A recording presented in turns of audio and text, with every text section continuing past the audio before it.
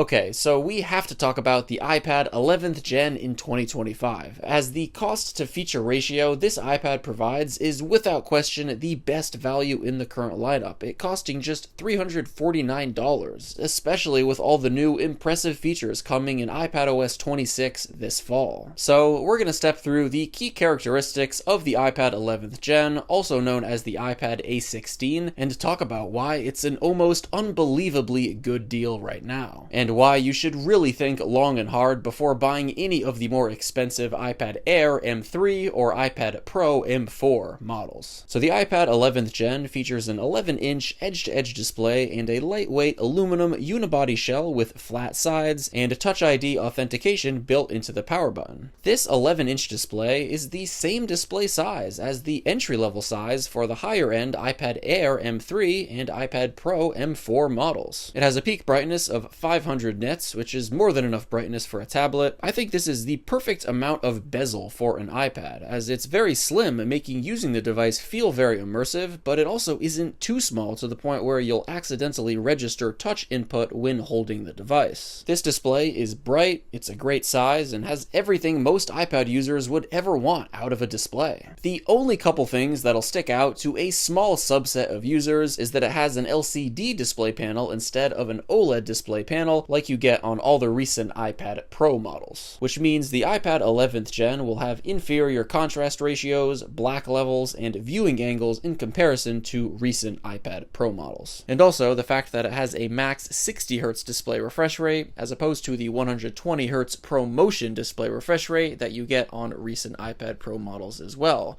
which means scrolling and animations won't look quite as smooth as they do on recent iPad Pros. But generally speaking, these are both pretty niche things that only the most spec-sensitive people will be bothered by. And guys, one of my most common use cases for my iPad is taking and viewing notes. And today's sponsor, Paperlike, makes that experience so much better, as it gives you the feel of premium paper when writing or drawing on your iPad using an Apple Pencil. The Paperlike iPad screen protector uses advanced nanodots technology to mimic the tactile feedback of a pencil on high-quality paper. In addition to it just feeling so much more natural and familiar, I've also found that my handwriting and notes have been considerably neater after I started using the Paperlike iPad screen protector, as it provides just the right amount of friction that you're used to with a pencil and paper. The Paperlike iPad screen protector also almost entirely eliminates light refraction and glare while maintaining superb display clarity. It's also only 0.095 millimeters thick, ensuring Apple Pencil responsiveness. And Paperlike's advanced nanodots technology is soft enough to reduce wear and tear on your Apple Pencil tip, extending its lifespan for longer lasting use. So if you want to take your iPad's digital writing or drawing experience to the next level, click on the link in the video description down below to check out the Paperlike iPad screen protector. And huge thanks to Paperlike for sponsoring this video. So let's get into the productivity capabilities of the iPad 11th Gen. I think it's safe to say that from the beginning, iPads have always been great for casual media consumption and casual web usage, but nowadays,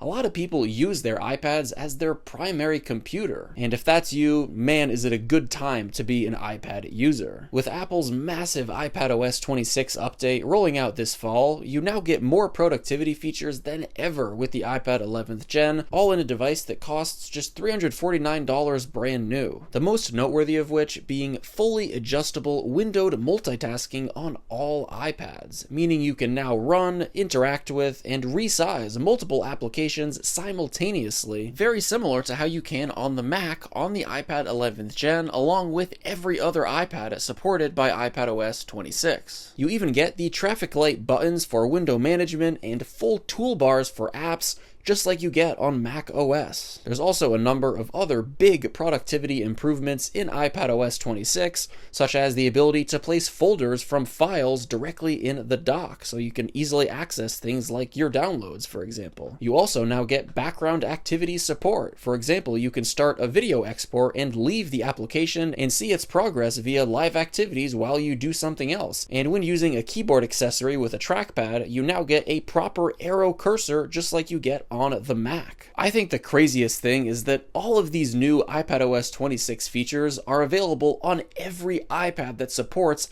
iPadOS 26, like the 11th gen base model iPad here, along with a bunch of much older iPad models ranging back to iPads that came out back in 2018. These productivity and multitasking features are something that Apple could have easily held back for select iPad Pro models, but I'm very pleasantly surprised that they're rolling them out to all iPads. Apple also brought Stage Manager to all iPads with iPadOS 26. Stage Manager has existed for a few years now. It's a mode where you can group windows together and switch between them and interact with them quickly. Prior to iPadOS 26, Stage Manager was only available on a select group of newer iPads, so it definitely begs the question, why wasn't Stage Manager available on all iPads from the beginning? I digress though. Regardless, it's good to see it on all the iPads now. The iPad 11th gen is powered by the A16 chip with 6 gigs of RAM, and this processor is no slouch, so much so that Apple supports their pro-grade video editing software, Final Cut Pro, on the iPad 11th gen. For most non-intense video editing workflows, the iPad 11th gen will work just fine. Now, if you're a full-time video content creator like me, who regularly edits several streams of 4K video simultaneously, it's probably not quite gonna cut it. But that's on the most extreme side of iPad workflows that most users will just never reach. The A16 chip powering the iPad 11th gen originally launched back in 2022 with the iPhone 14 Pro, so it's only a couple generations behind the latest iPhone 16 Pro's A18 chip. And something worth noting if you plan on transferring a lot of files to or from your iPad 11th gen using the USB-C port is that it lacks the USB 4 Thunderbolt data transfer speeds that you get on a lot of the recent iPad Pro models and iPhone Pro models. The iPad 11th gen only has USB 2 data transfer speeds. The difference in data transfer speed is pretty large, with USB 4 Thunderbolt speeds being able to go all the way up to 40 gigabytes per second,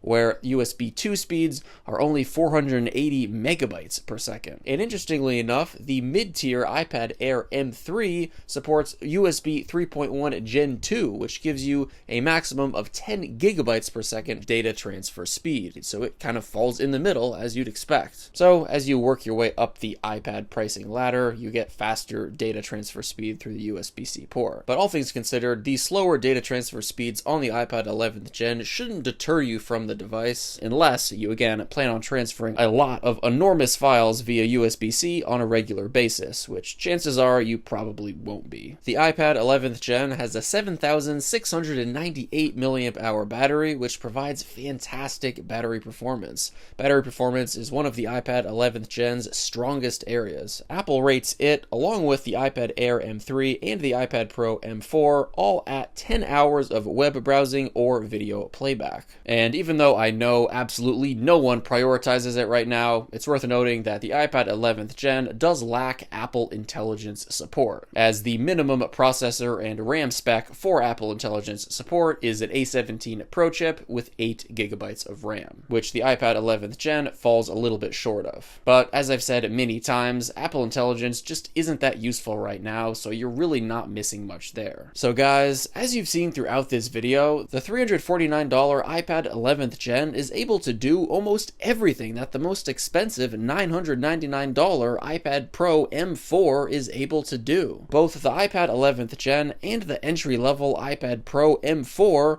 have the same display size of 11 inches. You're able to run all the same new iPadOS 26 windowing and multitasking features on both, and you're even able to run Apple's Pro apps like Final Cut Pro and Logic Pro on both. We've undoubtedly reached a point with iPad hardware and now iPad software where justifying paying $999 for an iPad Pro M4 or even paying $599 for an iPad Air M3 is just very difficult to justify when you can get the iPad 11th gen with the A16 chip for just $349 that has all the same features and capabilities for almost a third of the price of the iPad Pro M4 entry-level model. I feel like the only way you can really justify buying an iPad Pro M4 is frankly frankly, if you can afford it, and also if you appreciate the technological advancements, like its impressively thin design or its best-in-class OLED display. Or if you're one of those people that really pushes their iPad to the limit in terms of processing power